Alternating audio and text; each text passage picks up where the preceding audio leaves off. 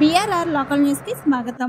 నెల్లూరు జిల్లా కోవూరు నియోజకవర్గం బుచ్చిరెడ్డిపాలెం మండలం రెడ్డిపాలెం గ్రామంలో 10,60,60,000 వెచ్చించి వేసిన 2 సీసీ రోడ్లను ఎమ్మెల్యే వేమిరెడ్డి ప్రశాంత్ రెడ్డి ప్రారంభోత్సవం చేశారు. ఈ సందర్భంగా వ్యవసాయ శాఖ ఆధ్వర్యంలో రైతులకు సబ్సిడీపై పవర్ స్ప్రేయర్స్ తదితర వ్యవసాయ ఉపకరణాలను ఆమె అందజేశారు. ఎమ్మెల్యే ప్రశాంత్ రెడ్డి మాట్లాడుతూ గత ప్రభుత్వ వైఫల్యాలను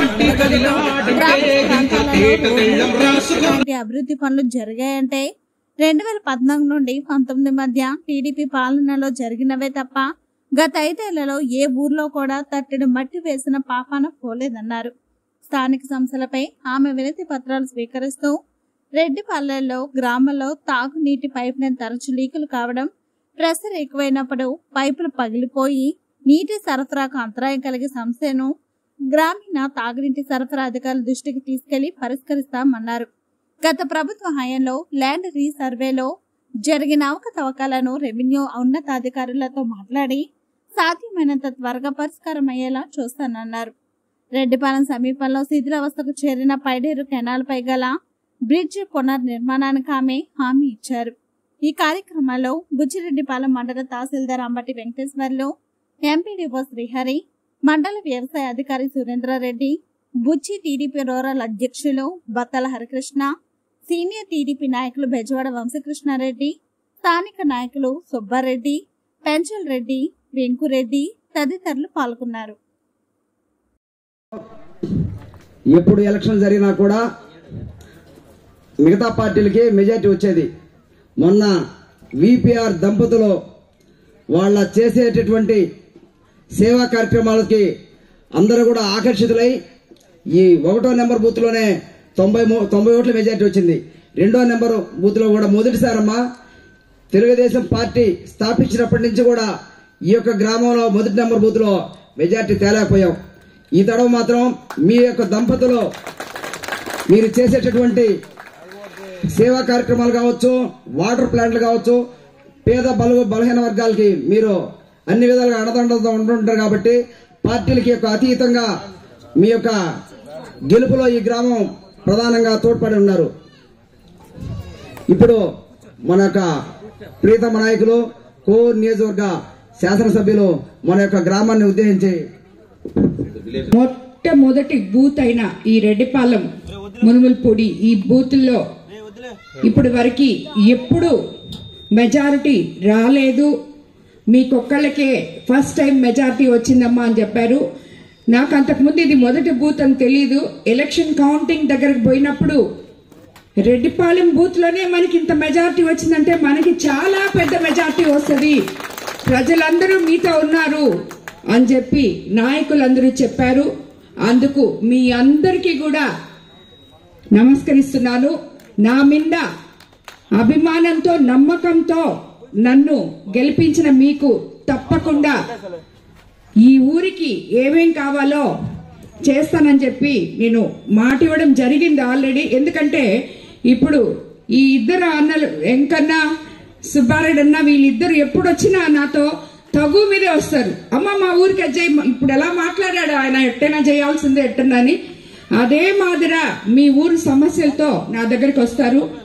నేను కూడా వాళ్ళకి ఎటువంటి కల్మషం లేకుండా ప్రజల కోసం మీకోసం ఏదో ఒకటి చేయమని చెప్పి అడగడానికే నా దగ్గరకు వస్తారు. కానీ వాళ్ళ సొంత పనుల కోసం ఏ రోజు రారు. ఇలాంటి నాయకులు ఉన్న ప్రతి గ్రామము అభివృద్ధిలోకి వస్తుంది. ఎందుకంటే మీకందరికీ తెలుసు, మన ప్రభుత్వం అధికారంలోకి వచ్చినాక ఆల్మోస్ట్ యాక్చువల్గా చెప్పాలంటే గత సంవత్సరం 13వ తేదీ ఎలక్షన్ జరిగింది. ఒక రోజు ముందుగా ఈ రోజు మనం ఇక్కడ సమావేశం అయ్యాము. మే 12వ తేదీ అనుకుంటా ఈరోజు. ఎప్పుడు కూడా మన ప్రభుత్వం అధికారంలోకి వచ్చినాక మనం ఏ నమ్మకం అయితే చంద్రబాబు నాయుడు గారిని ముఖ్యమంత్రిగా చేసుకున్నామో అభివృద్ధి సంక్షేమము సమపాళల్లో మనకు అందివ్వగలరు అనే నమ్మకంతో ఆయన్ని మనం అందరము కలిసి అత్యంత భారీ మెజారిటీతో ముఖ్యమంత్రిగా చేసుకోవడం జరిగింది. ఆయన ఇచ్చిన మాట ప్రకారం వెంటనే మొదటి నెలే మీ పెన్షన్లు అందరూ 3,000 నుంచి 4,000కి చేయడం జరిగింది. ఈ రోజుకి 1వ తేదీ కల్లా, ఒకవేళ 1వ తేదీ ఆదివారం వస్తే శనివారమే మీకు వచ్చి పొద్దున్నే పెన్షన్లు ఇస్తున్నాము. మీ అందరికీ తెలుసు, గత ప్రభుత్వంలో ఖజానా డబ్బులు లేకుండా అయిపోయినాయి మనకి, అవన్నీ ఖాళీ అయిపోయినాయి, ఏ డబ్బులు లేవు. ఇంతెందుకు, ఎగ్జాంపుల్ మీ సర్పంచ్ని అడిగితేనే చెప్తాడు, ఆ ప్రభుత్వంలో ఆయనకి ఒక్క రూపాయి కూడా ఆయన అకౌంట్ లో డబ్బులు పడలేదు. ఈ రోజు పడిందన్నా, 1 రూపాయి కూడా పడలేదు మీ సర్పంచ్ కి. ఈ రోజు తెలుగుదేశం ప్రభుత్వం అధికారంలోకి వచ్చినాక ఏదైనా గానీ, మేబీ జడ్పీ ఫండ్స్ అయినా కూడా ఈ రోజు ప్రభుత్వం అధికారంలోకి వచ్చినాకే ఆయన 25 లక్షలు తెచ్చి మీకందరికి ఇక్కడ పాయింట్లు వేశాడు. అదే విధంగా ఈ రోడ్లు మనం 10,20,000తో ఈ రోజు మీ ఊర్లో ఈ రోడ్లు వేసుకున్నాం. 14, 19 అప్పుడు ఏ రోడ్లు అయితే వేశారో, ఏ ఇళ్ళు అయితే కట్టారో, ఏ కాలువలు అయితే, అసలు మీ ఊర్లో కాలువలు లేవు, అది వేరే విషయం, ఏవైతే చేశారో అవే ఈ రోజుకి ఉన్నాయి. తిరిగి చంద్రబాబు నాయుడు గారు అధికారంలోకి వచ్చినాక మనమైతే ఇప్పుడు ఇక్కడ చాలా మంది మహిళలు ఉన్నారు. మన ఇంట్లో డబ్బులు లేకపోతే కొన్ని రోజులు మనం ఏమి చేయలేం. ఉన్న దాంట్లో సర్దుకుంటూ చిన్నగా డబ్బులు వచ్చేదాకా ఎదురు చూస్తాం. ఆ మాదిర చంద్రబాబు నాయుడు గారు ప్రతి ఒక్కటి మనకిచ్చిన పథకాలు ఏవైతే ఉన్నాయో, సూపర్ 6 పథకాలు అన్ని అమల్లోకి తెస్తారు. కాకపోతే ముందు మనము డబ్బులు సమకూర్చుకొని అన్ని తీసుకొని వచ్చి మీకు ఒకటొకటిగా మీకు అందిస్తారు. ఆయనతో కలిసి నడవాలి. అదే విధంగా మీ గ్రామస్తులకి నేను ఈ రోజు మాటిస్తున్నాను, మొట్టమొదటిగా అన్నిటికన్నా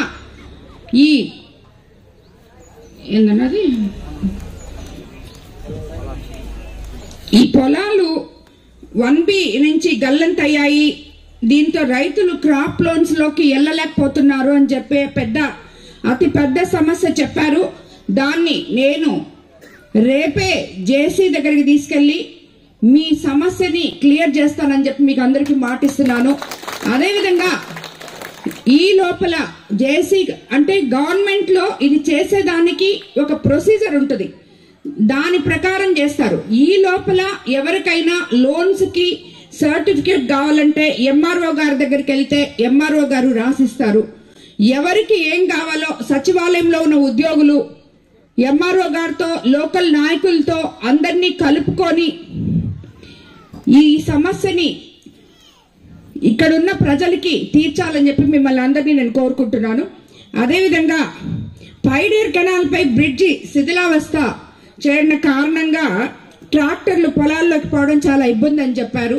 ఇది ఇరిగేషన్ లో పెట్టించి ఈ బ్రిడ్జ్ ని ఇమీడియట్ గా మనం స్టార్ట్ చేసే విధంగా చూస్తాం. అది కాకపోతే ఏ ఫండ్ లో అయినా సరే పెట్టి మీకు ఆ బ్రిడ్జ్ కూడా చేపించిస్తామని చెప్పి నేను మీకు అందరికీ మాటిస్తున్నాను.